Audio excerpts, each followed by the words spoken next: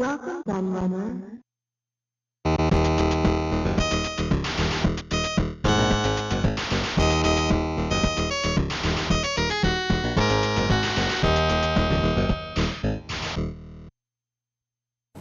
Intellivision. The intelligent home video system. Intellivision turns your TV set into a family entertainment center. Intellivision. It's a lot more fun and a bigger challenge. You are there. No game plays the same way twice. More realistic. See how the players move. Listen to the sound effects. The roar of the crowd. There are Intellivision games for everyone in the family. Space games, sport, battle action, learning games, and even games of chance. Intellivision. The finest home video game system in the world today. The only system designed to keep pace with tomorrow. Before you buy any other video game system, be sure. Play Intellivision first. And you are there. Intellivision. So intelligent, no game plays the same way twice. Play Intellivision at selected outlets of these stores. Intellivision. If you know your gaming history, then you'll be well aware of the Mattel Intellivision. Released in 1979, it was the first credible rival to Atari's market-leading video computer system. Boasting impressive hardware such as a 16-bit CPU, 1,456 bytes of RAM, separate video memory, a proper 3-channel sound chip and 8 hardware sprites, it offered some pretty huge advantages over its more illustrious rival. To help highlight this, Mattel created a series of advertisements featuring famous American sports commentator George Plimpton that demonstrated the superiority of the Intellivision's graphics and sound to those of the Atari 2600, using side-by-side game comparisons. I've been comparing the exciting new Intellivision space game Star Strike with one of the most popular Atari games, Asteroid. Star Strike has moving images that make the game appear three-dimensional. Asteroids doesn't. And Star Strike features our most exciting visual effect, total destruction of a planet. This is what the other game offers, which is why, after Star Strike, Asteroids left me rather flat. Star Strike, new for Intellivision from Mattel Electronics. One of the slogans of the television advertisements stated that Intellivision was the closest thing to the real thing, with sports games being pushed to heavily promote its supposed realism. The campaign was a huge success for Mattel, and it wasn't long before Intellivision sales had topped the 1 million mark, and the company was announcing huge profits on top of that. Here's an easy question for you. Which of these games is the closest thing to the real thing? A, Intellivision Major League Baseball. B, Atari Baseball. Here they are again, close up. A, Intellivision. B, Atari. If you thought A, Intellivision, you're absolutely correct. You see, I told you this question was easy. Atari knew that they had to up their game, and in 1982 they released the 5200 Super System. Based on the technology from their existing 8-bit computer line, the 5200 boasted superior specs to the Intellivision and the other big rival, the ColecoVision, once again putting Atari back in the driving seat.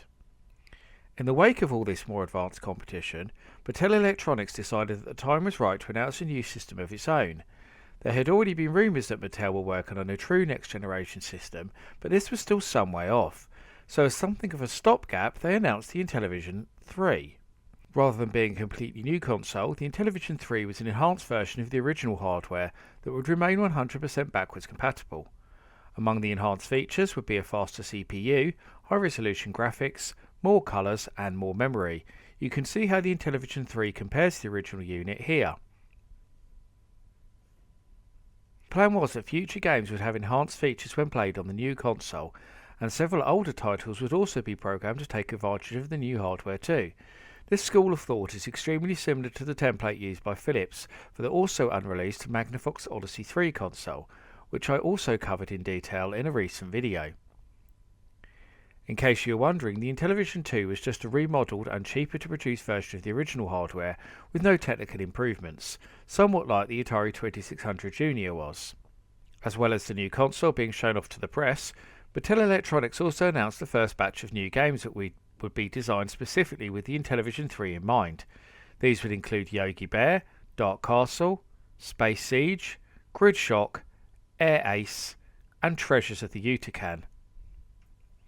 Sadly, none of these games were ever seen in action, and it's unclear how far they got into the programming of them, as no prototypes of these have ever been discovered. Likewise with the Console 2, which many believe was nothing more than a mock-up. Perhaps the most startling feature of the Intellivision 3, though, is that Mattel had chosen to abandon those trademark disc controllers in favour of a more conventional joystick, although the jury is still out on whether this would have actually been more comfortable to use. Lastly, there was also a plan for the Intellivision 3 to be fully upgradable with extra add-ons that would turn it into a music synthesizer and a fully fledged home computer with a keyboard, very reminiscent of Mattel's own Aquarius computer. Dear Mr. Intellivision, sorry, Plimpton. My friend wants an Intellivision because of those great games. His dad wants him to have the other video game because it's cheaper. Could you do something about the price? Dear, what was his name? I think I have something that'll make your friend very happy. Intellivision 2. The people at Mattel Electronics have drastically reduced the size and price, but it plays the same great games. Your friend's father has no excuse now. Looking at the many design documents that have been discovered, it's clear that right from the design phase, Mattel intended their new system to be modular and somewhat future-proof, with numerous add-ons and upgrades being made available. It's thought that many of these designs would also be carried over to the Intellivision 4, Mattel's true next-generation system. I've mentioned it twice now, so I should go into more detail on that too. The Intellivision 4, codenamed Decade, was the true successor to the original Intellivision, and if the release specs are to be believed, it would have been a seriously impressive system indeed. Designed by Papa Intellivision himself, Dave Chandler, and his team of talented engineers, the Intellivision 4 boasted a true 16-bit multi-roller 68,000 CPU, just like the one found in such systems as the Amiga, Atari ST, Apple Mac and Sega Mega Drive, 4,096 colours, a 240 by 192 resolution, 16 sprites per scan line, and even hardware scaling, which we didn't see on any home systems until the release of the Atari Lynx in 1989.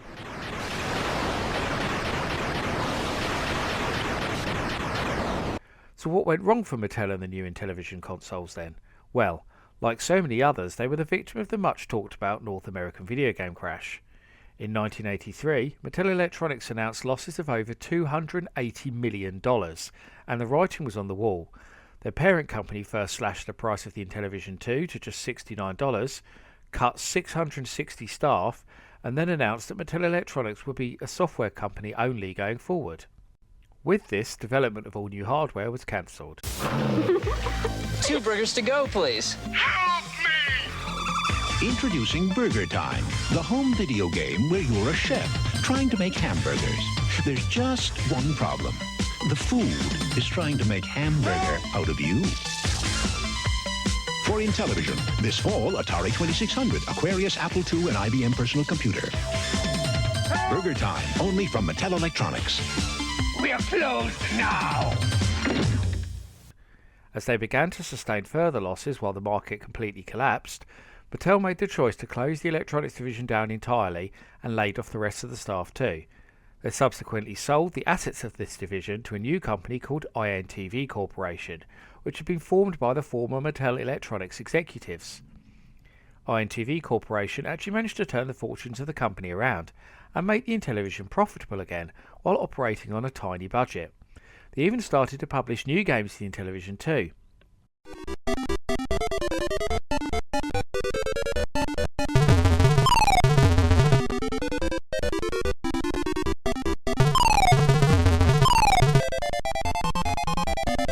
They then witnessed the start of a revival in the industry in 1984, and new systems such as the Nintendo Entertainment System and Atari 7800 arriving on the scene.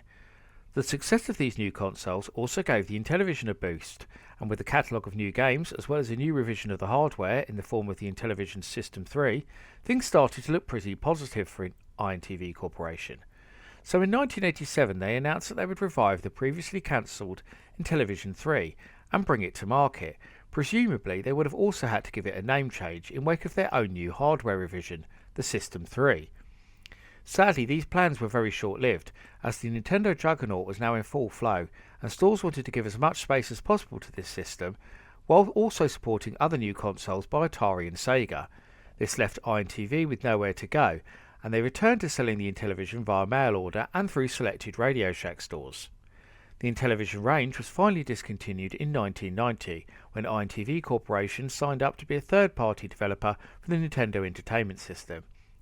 This was part of the condition of their license, which really shows the kind of stranglehold Nintendo had on the North American video game industry at that time. Unfortunately, this move into publishing was very short-lived, and shortly after the release of Monster Truck Rally for the NES in 1991, INTV Corporation filed for bankruptcy. This isn't quite the end of the story though, as in 1997 former Blue Sky Ranger Keith Robinson formed a new company called Intellivision Productions and purchased all the assets of INTV Corporation.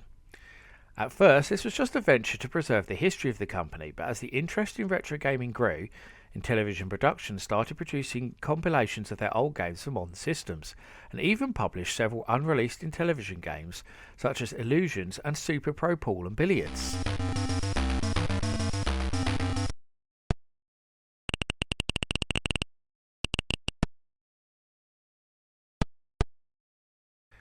The Intellivision console then made a comeback in 2014 when they partnered with @Games to release the plug-and-play Intellivision Flashback.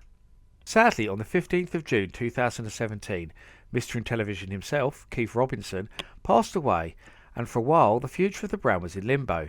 However, in May 2018 it was announced that the company had been purchased by award-winning video game musician Tommy Tallarico, who had a long-standing fondness for the console. He renamed the company Intellivision Entertainment and then announced that they would be producing a new console of their own.